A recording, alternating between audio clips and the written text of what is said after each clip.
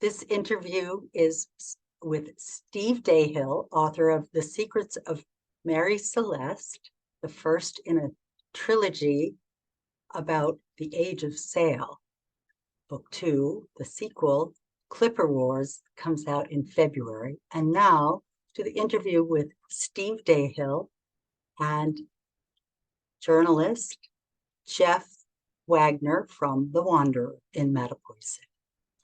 Thank you both for coming on today. Jeff Wagner from The Wanderer and Steve Dahill, author of Secrets of Mary Celeste, the first book in his Age of Sail trilogy. Book 2, Clipper Wars, will release February 2024. Jeffrey, please tell us about Wanderer and why you wanted to interview Steve Dahill. Anything with a local connection is great. Anything to do with Mary and Mattapoisett is always welcome, because that's what we're all about. Doing local stuff, local people, and local things. You said you're a Marion resident? I have a house in Marion. I do have a sailboat. We sail out of Sippacan Harbor and been sailing and racing all across Buzzards Bay, Nantucket Sound, and Vineyard Sound. I've been writing the Age of Sail trilogy for about 5 years. I started off with the mystery of the Mary Celeste, the real event that happened in 1872.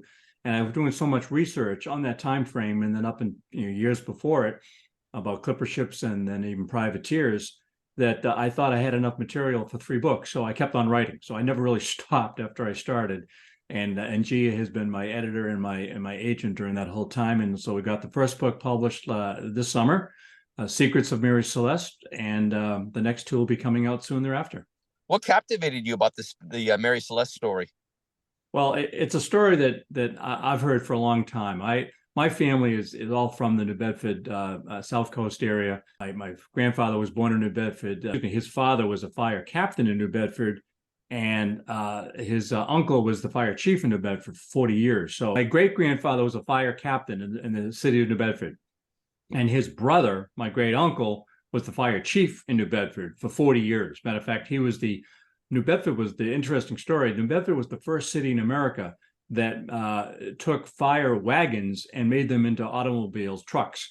And Chief Dahill was the first one to do that. He also invented the very famous Dahill hoist, which is the hydraulic lift that pushes the ladders up to the 2nd and 3rd floors. And New Bedford was the first city to have that technology, and my family was the one that developed it in the latter part of the 19th century. So my family's been around here for a long time, and my grandmother, when we were kids growing up in Mattapoisett in the summers, would kind of chase us around the house and say, if you kids don't behave, you're going to disappear like the crew of the Mary Celeste. Well, I didn't know who Mary Celeste was, but I didn't want to disappear until the ice cream truck came around. So from a very young age, I've heard about this ship with the missing people, and I've lived in Marion for over 25 years, had a house in Wareham before that. And so I was captivated by it. And as a sailor, I thought, well, what could have really happened? I've sailed from Bermuda. There are things that just could never have happened, and there are things that might very well have happened. And I tried to put some reality into the mystery. As a matter of fact, if you Google top mysteries of the world, Mary Celeste generally shows up as one of the top 3 the greatest unsolved mysteries in the world. And you'll find the story of the missing crew of the Mary Celeste right up there. Why they haven't made a major moving picture about this lately is beyond me. I mean, they've made movie pictures about all the Sherlock Holmes stories and all these other things. I'm just waiting for Mary Celeste to become top of mind to a Hollywood producer. So if any of them read The Wanderer, please get in touch. Steve has already written the screenplay, so we're shopping that. I've been doing a little research on the story, so I kind of know a little bit of the backbone of how, just they had all this cargo that wasn't touched, but and maybe a giant squid or octopus. How would they get? Octopus would not get people down below who are eating a meal. They've actually found that they were in the middle of eating a meal when they left the ship. And if you've been to the sea, you realize that there's certain things that just can't possibly happen, which is why I tried to bring a South Coast sailor's perspective to what a lot of armchair mystery, sleuths have tried to figure out. But if you're a sailor, you've been on the ocean. I've sailed from Bermuda. There are things that just could never have happened, and there are things that might very well have happened. And I tried to put some reality into the mystery. As a matter of fact, if you Google top mysteries of the world, Mary Celeste generally shows up as one of the top three, the greatest unsolved mysteries in the world. And you'll find the story of the missing crew of the Mary Celeste right up there.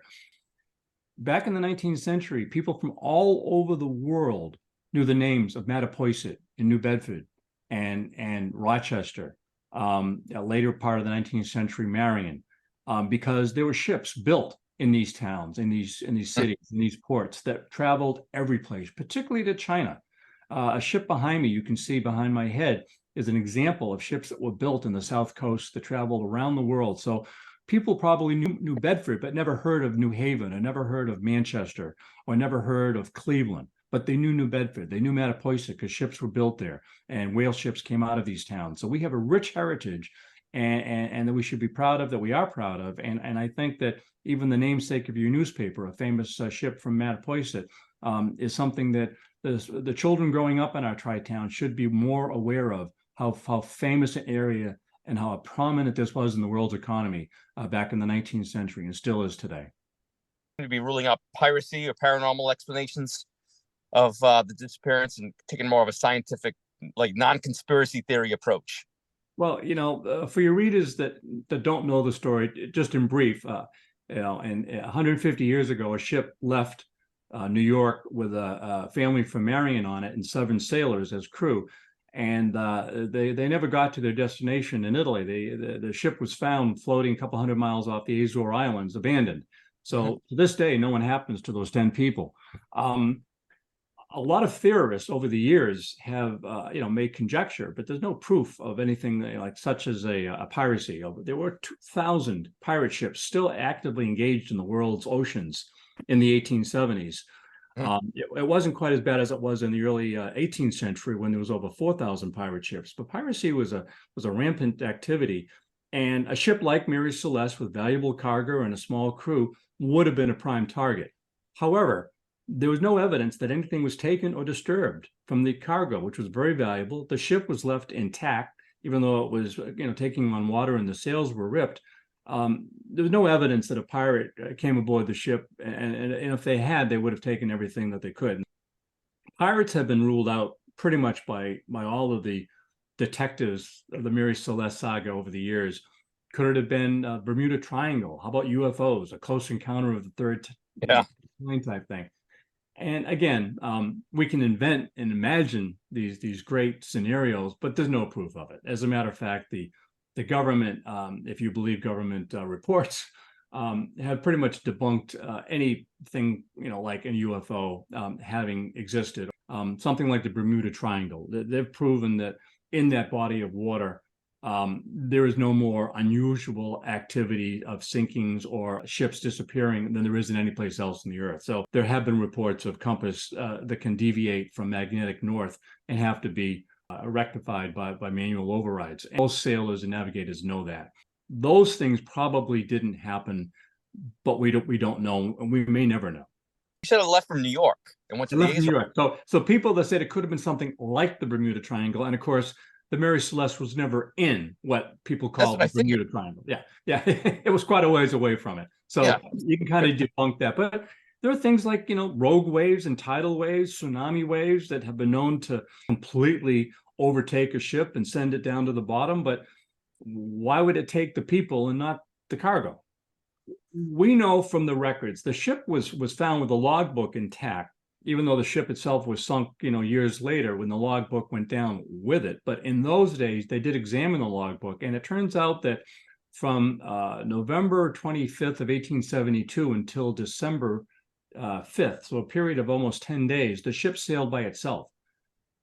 And during that time, hatches were blown off, water came down below, the bilge filled up, there was 2.5 feet of water in the bilge, and the sails, having been secured when the crew left the ship, became ripped and torn through, mishandling or non-handling of the sails. So the ship was in, dire straits and would have sunk eventually because the hold was filling up with water because the hatches being open, but there was no damage.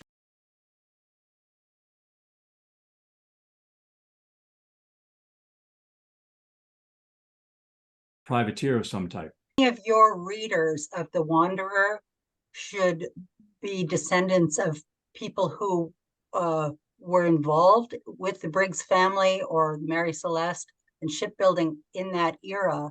We would welcome them to get in touch with you, Jeff, and convey their stories about the Mary Celeste or anything from that period, because Steve Dahill is always looking for more facts. In one of the talks I gave in the Tri-Town area, a gentleman came up to me and said, I have evidence that the captain, Benjamin Spooner Briggs, both of those families are still around us here in the local area.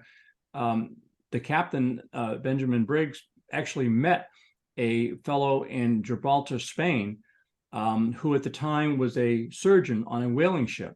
So those two individuals knew each other. And when that surgeon learned of the tragedy of the missing crew of the Mary Celeste, he stopped his seaman career and started writing detective stories. And you'll never guess who that individual was.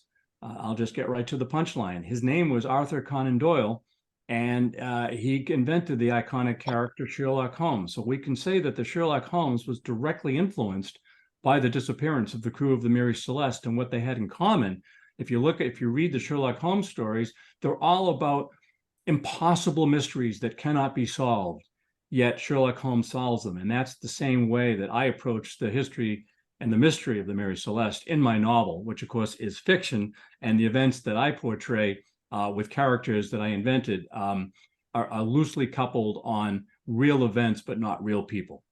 And Steve, what was the name of the book that Sir Arthur Conan Doyle wrote about the Mary Celeste? It was his very first book that got published. The very first book, and it's been long out of print, but it's called J.Habakuk Jephson's Statement. And about the Mary Celeste. Yeah, and it was all about the Mary Celeste. He called it the Marie Celeste. But he conjectured that there was some murder and mayhem involved, and I took a very different direction. But you have to read the book if you want to find out what happened. If there was a cover-up, possible conspiracy by government entities, what would be the motive? Because I think from the Sipican interview, I got some of that. Yeah, well, that's where that's where it has piqued my interest a great deal. When the Mary Celeste was discovered by a ship called the Dea Grazia, which means by the grace of God. And of course, the Mary Celeste means celestial Mary. So the celestial Mary was discovered by the grace of God. You can't make this kind of stuff up. And the Dea Grazia, when she brought the abandoned ship into the port of Gibraltar to claim it for salvage, the British Admiralty said, "No, this doesn't sound right. You're telling me that a perfectly sound ship with a valuable cargo, you discovered it floating, abandoned, with nobody on it?" And so they did a 3-month investigation. Now, at the end of the investigation, the British Admiralty concluded that there was, quote unquote, no evidence of foul play. They didn't say that there wasn't foul play. They said they didn't find anything. But what was interesting is that the underwriters, the insurance company that had the insurance policy on the Mary Celeste, only gave a 1/6 of the value to the salvagers, the Dea Grazia. So they clearly were suspicious that something underhanded had happened at some point during this. As a matter of fact, there's evidence that has come up recently that the captain of the Dea Grazia also knew the captain of the Mary Celeste, and they had actually met in New York, but both before. So people have conjectured, well, was the captain of the Mary Celeste in cahoots somehow? So there's a lot of these theories, and so you can't really rule anything out. Was the insurance company involved? Did they have more information than the Admiralty had, for example? But it was the British government that investigated it? It was, because they brought it into a British port. So it was under the jurisdiction, and the Dea Grazia was a British flagged ship. You could make some argument that the British government found out what really happened and didn't want the world to know about it. And so hence it's still a mystery. So people have gone down that path. I chose not to in my novel, but certainly all the sleuths out there and there are many people that, just like there are sleuths that, are trying to figure out the Area 51 in Nevada and all these other conspiracy theorists have gone down very, very long and deep paths about what could have happened to Mary Celeste. The problem is, as time goes on, those records become fainter and fainter, and the memories of the people become fainter. But in the late 19th century, this was a big deal. This was like the Titanic sinking in the day. It captured the public's attention. The Awesome. people that have read it and it's selling well have told me that it's a page turner. It's full of suspense. It has a coming of age story, and it's for all ages. People that have enjoyed Patrick O'Brian novels or C.S. Forrester, who wrote the Hornbrow series. People saw Master and Commander, the movie 20 years ago with Russell Crowe, and they're making another one of those. Would enjoy this book. It's a fast-paced adventure series with some really terrible villains and some wonderful heroes that overcome incredible challenges to find and save the family that we went missing from the Mary Celeste. And it has a very strong central female character, a young adult. I would love for librarians to read this because I think they will all recommend it to teen readers or even from middle school up. Yeah. The reading level is perfect for adults, but it is accessible. There's enough action and color in it to make it accessible for a young book enthusiast. And different from a lot of dystopian novels that have been written in recent years that young people like to read. The book is full of adventure, but also hope for the future. And I think it has a positive, even though there's tragedy involved, there's a positive outlook on life that I think people have enjoyed. They've come up to me and said, I really felt good reading what happened to the characters and want to find out more, which is why I've written the sequel. But the quality of the writing, as Steve's editor, I have had the honor of reading this book probably 100 times over, and I never tire of it. And the quality of the writing is wonderful for sailors and for non-sailors. So for sailors, it reads like a real, like he knows his stuff. He's a sailor. He knows how to sail. He uses all the sailing vernacular that you would expect and the proper terms for weather and wind.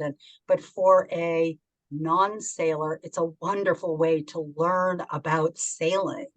And there's a glossary in the back that's very helpful but most often the terms are worked into the context of the scene, so it's obvious what they mean. So it's for a layperson, non-sailor, Yep, it's very accessible. Ghia, without Ghia, there would be no book. She's really made it possible, put it together for me, and been a great editor. If I can just put a small plug in for the Sipacan Historical Society in Marion on Front Street, right there across from the general store, has got copies of the Mary Celeste. Matter of fact, it's sold out 3 times.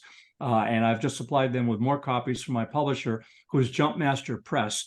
And so you can go to jumpmaster.press.com and you can buy it from them, or you can buy it from your favorite online bookstore. I've been in the Wanderer myself. I wrote an article about a sailboat race a few years ago. So I'm a regular reader, and awesome. I really appreciate you. Thank you for tuning in. This interview with Steve Dahill, author of The Secrets of Mary Celeste, the first in a trilogy about the age of sail. Book 2, the sequel, Clipper Wars, comes out in February.